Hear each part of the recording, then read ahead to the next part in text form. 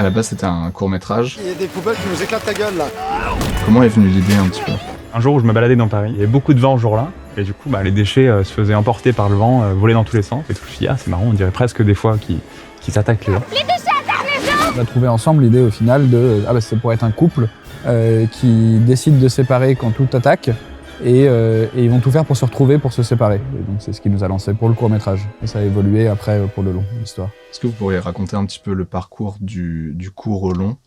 Déjà, il y a Roxane, la comédienne du film, qui nous a présenté à son agent, qui nous a présenté notre agent, et qui nous a partagé un appel à projet de France Télé Slash, auquel on a répondu.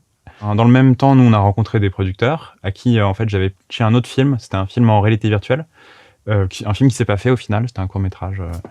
Donc ça s'est pas fait, mais à peu près au même temps, on venait de terminer le court-métrage de Attack of the Living Trash, qui était le pilote. Qui était juste un court-métrage à la base. Et donc c'est à peu près à ce moment-là où on avait l'idée d'en faire un format plus long. Et donc j'en profite pour leur montrer ce court-métrage-là, en leur disant qu'on avait l'idée d'en faire un format plus long. Et ça les a fait rire, et donc du coup ils sont partis avec nous, on a répondu ensemble à l'appel à projet. Eux on leur a envoyé une série, ils nous ont proposé de faire un unitaire.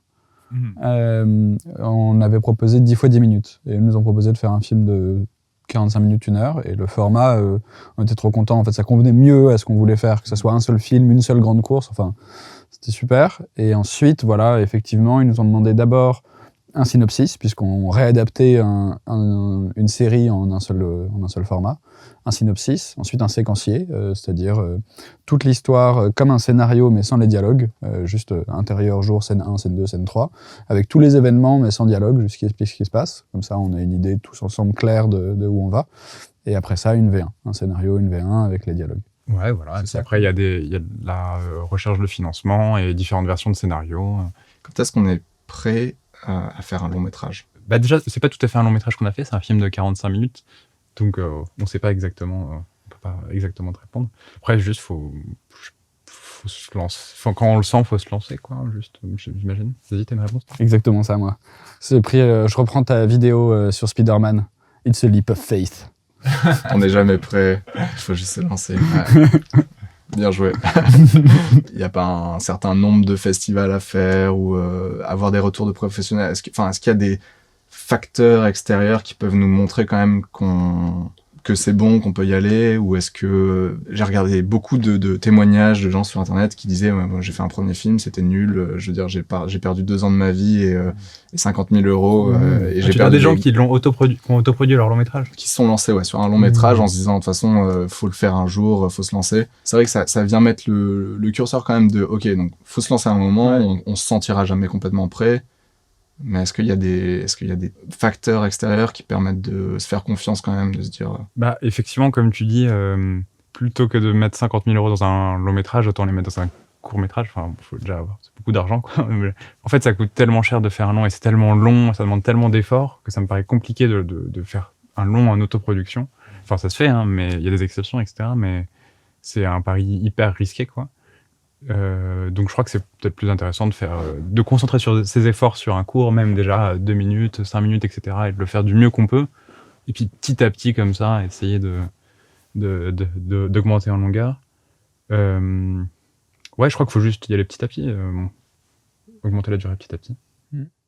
Ouais, moi je dirais aussi peut-être de trouver des collaborateurs. C'est quand même un bon signe. Si des gens ont envie de te suivre sur le projet, c'est là que je trouve, par exemple, trouver des producteurs, c'est quand même un bon signe que les choses avancent, parce que c'est d'autres gens qui te connaissent pas. C'est pas trouver des copains qui disent ok, d'autres gens qui sont pas tes amis, qui s'engagent avec toi. C'est quand même un bon signe que ok, il y a des gens qui trouvent ça intéressant. Après, sur du court, c'est très bien aussi de faire ça avec des copains, c'est trop cool. En fait, c'est la meilleure manière d'avancer, c'est d'avoir des potes qui ont autant envie de toi que de faire des films. Et puis... Voilà, mais donc s'ils avancent avec toi, et par exemple, ils commencent à faire de la production, et que toi, tu trouves une valeur à leur regard et à leur choix, si après eux-mêmes te disent, ils apprécient le projet que tu proposes, je pense avoir des collaborateurs, c'est quand même se dire, je suis pas tout seul, et pas juste des gens, t'as beaucoup d'argent par exemple, et donc t'appelles quelqu'un et tu dis, je te donne de l'argent et tu feras ça avec moi, ça, tout le monde va te dire oui, ils vont le faire, et c'est pas leur souci si ça rate ou pas. Je trouve que c'est bon signe, sinon on peut beaucoup s'enfermer tout seul et se dire, oui, ça, c'est très bien, ça marchera, de toute façon, il faut y aller au culot. Après, il n'y a pas de règle. Hein. Parce que je suis sûr qu'il y a des tas de films, de premiers films qui ont été faits avec très peu de moyens et qui ont lancé des carrières. Ouais, ne serait-ce que, je sais pas, je crois que Christopher Nolan, il avait fait ça, non? 6000 livres, un film en noir et blanc dans Londres avec rien du tout, quoi. Genre, juste, il a juste payé pour la pellicule, en fait. Ouais. C'est tout, quoi. Après, c'est une autre époque aussi. Donc, aujourd'hui, tu peux voir tellement de films sur Internet.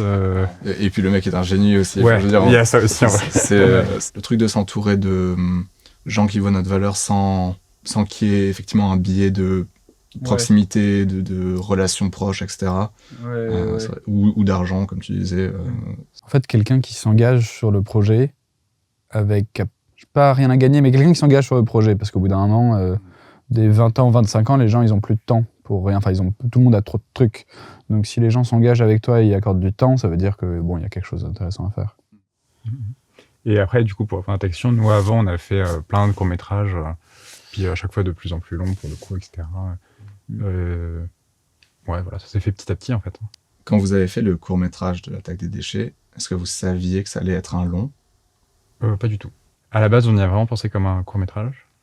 Et c'est une fois qu'il était fini qu'on s'est dit que ça nous plaisait et qu'il y avait la matière pour raconter une histoire plus longue. Donc ça s'est vraiment fait dans un deuxième temps, quoi. Ouais. En fait, comme on te disait, ça nous a pris beaucoup de temps de trouver qu'à partir de l'idée des déchets, que c'était un couple, parce que c'est l'histoire d'un couple. On est passé par plein d'autres idées d'histoires, d'événements, de personnages. Et une fois qu'on avait fini le cours et que ça nous avait plu, on s'est rendu compte qu'on avait encore tout ça. On avait encore toutes ces petites histoires qui nous plaisaient bien, qu'on n'a pas faites. Et on s'est dit, on pourrait prendre ces éléments et essayer de faire un truc plus long. Comment est-ce que vous avez financé la version courte ? Et est-ce que la version courte a aidé à financer finalement le long ? C'était notre argent de poche. Après, ça n'a pas coûté très cher parce que on l'a fait beaucoup avec des amis, etc., en autoproduction, à petite échelle. Et c'était un format très court. Ça, c'était nos sous. Et ensuite, il a complètement aidé pour la suite, pour faire un truc plus long, puisqu'il servait de pilote. Et il servait à dire, on est très contents, nous, du court-métrage. Et il servait à dire, voilà l'identité visuelle de ce qu'on veut. Les 3 acteurs principaux, on va retravailler avec les mêmes. Les 3 sont super. Donc, tout ça, ça permettait de dire c'est exactement l'identité qu'on cherche à faire, et les gens à qui on a présenté, ça a marché comme ça. Ils ont vu le court-métrage et on nous a engagés pour adapter ça en plus long, pour développer l'idée.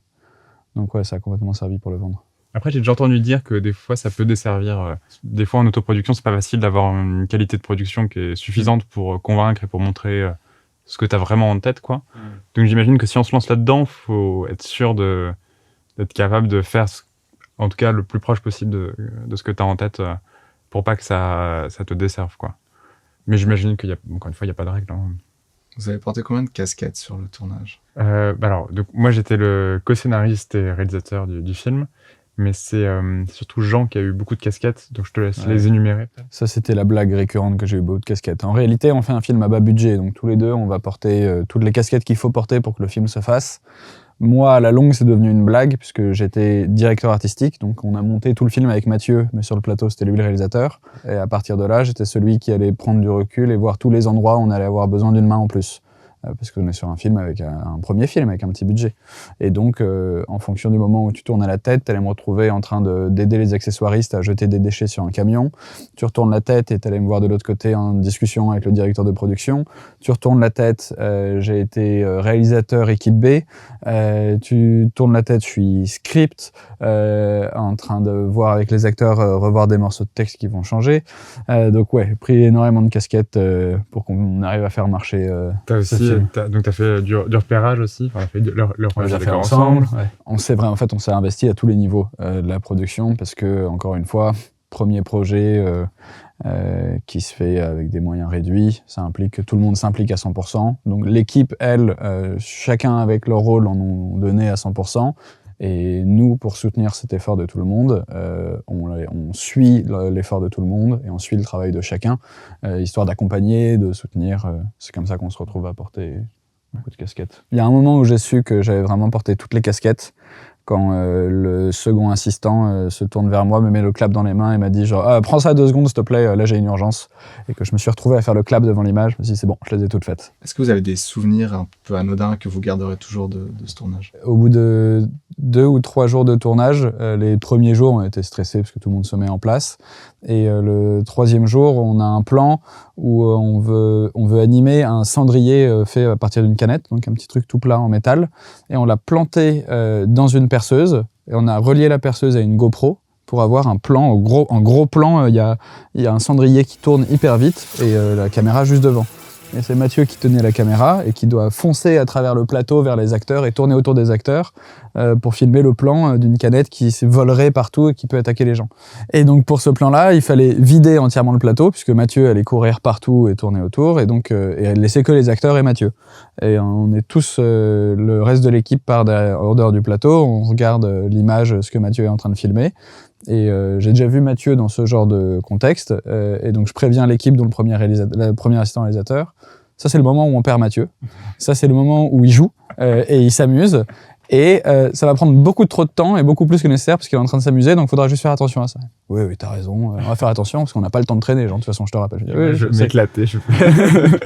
Et en fait, il s'amusait tellement et c'était tellement communicatif qu'à chaque fois, il disait « Je peux en avoir une de plus ?» et tout le monde lui disait « Ouais !»